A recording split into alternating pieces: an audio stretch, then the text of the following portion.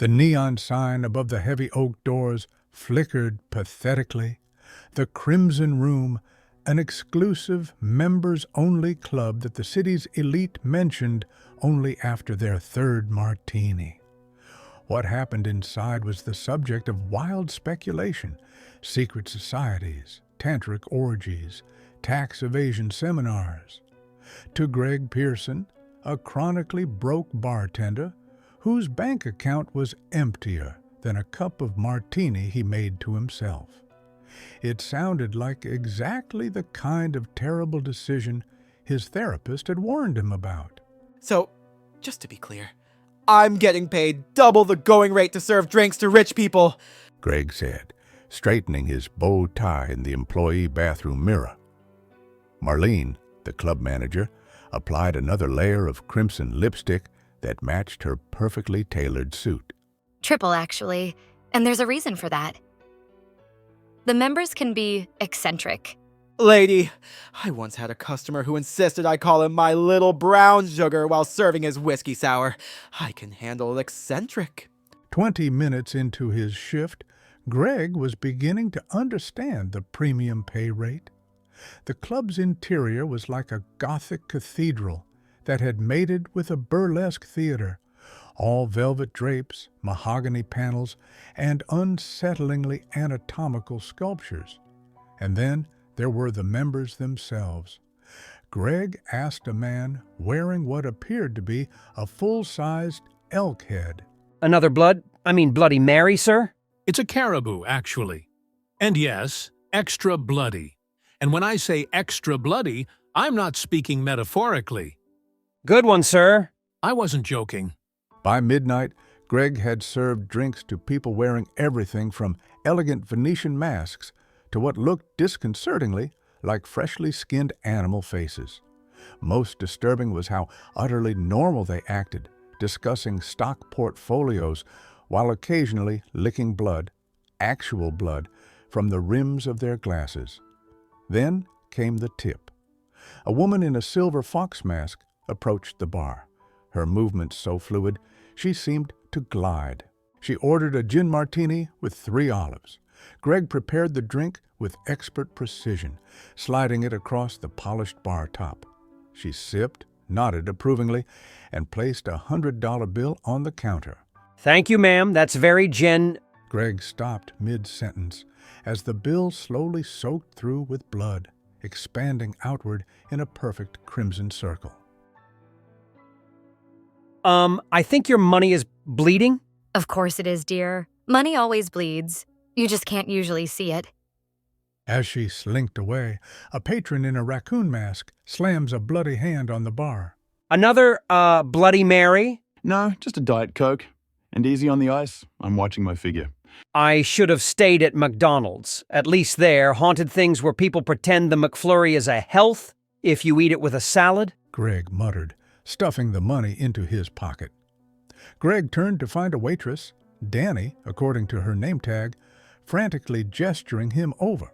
They need bar service in the VIP room. Marlene says you're up.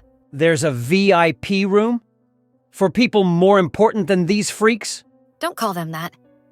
And yes, through the red door, down the hall, 3rd door on the left. Bring the good scotch.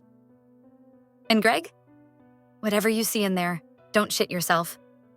The red door was actually more of a slit in the wall, barely visible. The hallway beyond was lined with photographs that seemed to shift when viewed from the corner of his eye, faces morphing from smiling to screaming.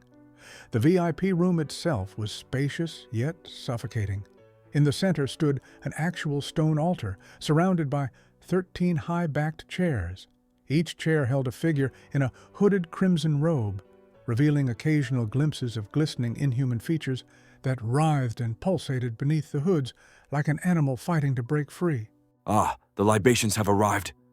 Excellent timing. We've just finished the appetizer course. Greg glanced at a silver tray on the altar. On it lay what looked suspiciously like a human pinky finger, garnished with microgreens. It's probably just a really realistic marzipan finger, Greg told himself while arranging bottles on a side table with shaking hands. Rich people eat weird all the time. You're new.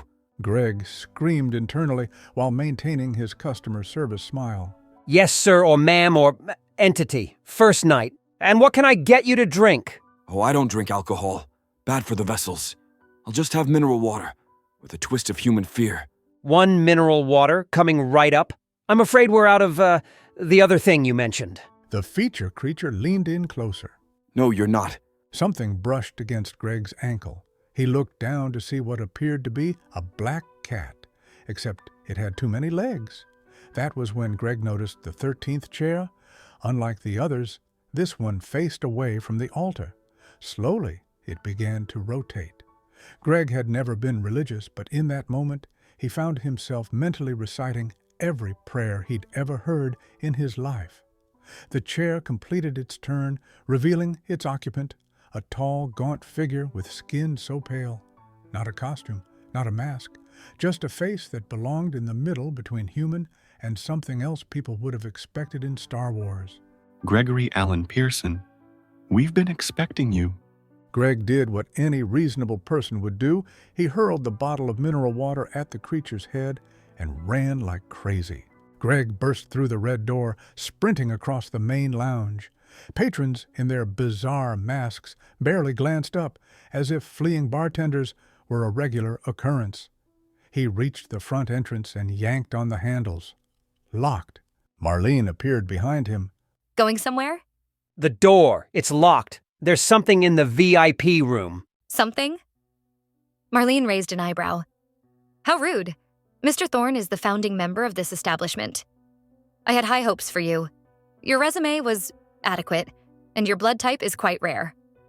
I don't remember putting my blood type on my resume. You didn't, but we know it. A slow, rhythmic thumping sound echoed through the club. The music stopped. The patrons froze. Then, as one, they turned toward the red door. The ritual begins. Once every decade, the Crimson Room welcomes a new member, someone with potential, someone who can see beyond the veil. She gestured at Greg. You saw the blood on the money. You recognize Mr. Thorne for what he truly is. Congratulations, Greg. You've been chosen. Chosen for what exactly? Wait, am I auditioning for the new Ted? Ascension, horrible eternal suffering. It really depends on your perspective. And how well you bartend for the next 7 minutes. The members began removing their masks, revealing faces that weren't quite right. Too many eyes, misplaced features, smiles that literally stretched from ear to ear. This can't be happening, Greg muttered. I must have fallen and hit my head, or someone drugged me, or you've stumbled into something ancient and terrible. Now, be a dear and get back behind the bar. The members get peckish during the ritual. Greg looked frantically around the room, searching for any escape route. His eyes fell on a fire extinguisher mounted on the wall. Well, this is the exact emergency. He lunged for it, yanked it free, and pulled the pin. He shouted, Everyone stay back! I'm armed and foamy! From the red door emerged Mr. Thorne, gliding rather than walking. Gregory, don't embarrass yourself. Put it down. You were selected because you possess the perfect balance of desperation and potential. Your soul has just the right flavor. Thank you, but that's the creepiest compliment I've ever received. Join us willingly, and the transformation will be less excruciating. Yeah, no. Greg looked at the hand, then at the fire extinguisher in his grip, then back at the hand. He aimed the nozzle and fired. The white foam hit Mr. Thorne's pale face. The creature shrieked, a sound like metal being torn apart, and staggered backward. Chaos erupted. Patrons scattered Marlene's shouts orders in a language that made Greg's ears bleed slightly. Using the confusion to his advantage, Greg charged toward a window, fire extinguisher held before him like a battering ram. The glass shattered. Cold night air rushed in. Greg jumped and landed face first on the floor of the Crimson Room's main lounge. Mr. Thorne stood over him, foam dripping from its chin. You can't leave, Gregory. No one leaves the Crimson Room until they're meant to. So, what happens now? You eat my soul? Turn me into one of whatever you all are? What? Ah ha ha ha. The Crimson Room isn't what you think it is. This is actually the headquarters of the Morrow Institute for Advanced Behavioral Studies. A research facility? Dr. Marlene Winters, lead researcher. Everything you experienced tonight was a controlled psychological experiment. It's just specially formulated dye, advanced prosthetics, a robotic prototype. Nothing harmful. Mr. Thorne, or whoever he was, removed what Greg now realized was an elaborate mask and makeup, revealing a distinguished older man with ordinary eyes. Dr. Richard Thorne. We study fear responses in controlled environments. Your reactions tonight were extraordinary. Your psychological profile is remarkable, Greg.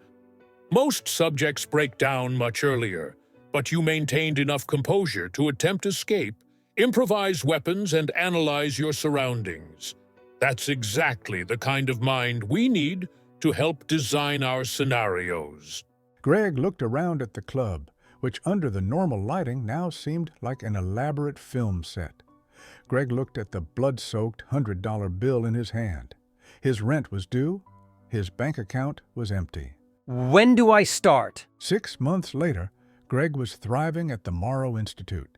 He'd helped design 3 experimental scenarios. His bank account had never been healthier, and he'd even started dating one of the research assistants. Dr. Thorne asked as they prepared to watch their newest subject navigate the Crimson Room experience. Ready for the observation, Mr. Pearson?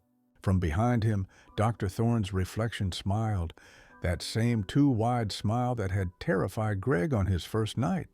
Only now, Greg could see it wasn't makeup or prosthetics. The good doctor's face simply stretched that way. Dr. Thorne said casually, as his skin rippled slightly, You know, after 6 months, most of our employees start to notice certain inconsistencies. The true experiment isn't about how humans react to fear. It's about finding humans who can witness the truth without breaking. Greg turned slowly to face him. You gotta be kidding. This is still part of the experiment, right? No, Gregory. There is never an experiment. You passed. Now the real work begins. Behind them, through the one-way glass, a new bartender was being led into the Crimson Room, straightening his bow tie nervously. Greg realized with horror that he was now on the wrong side of the mirror.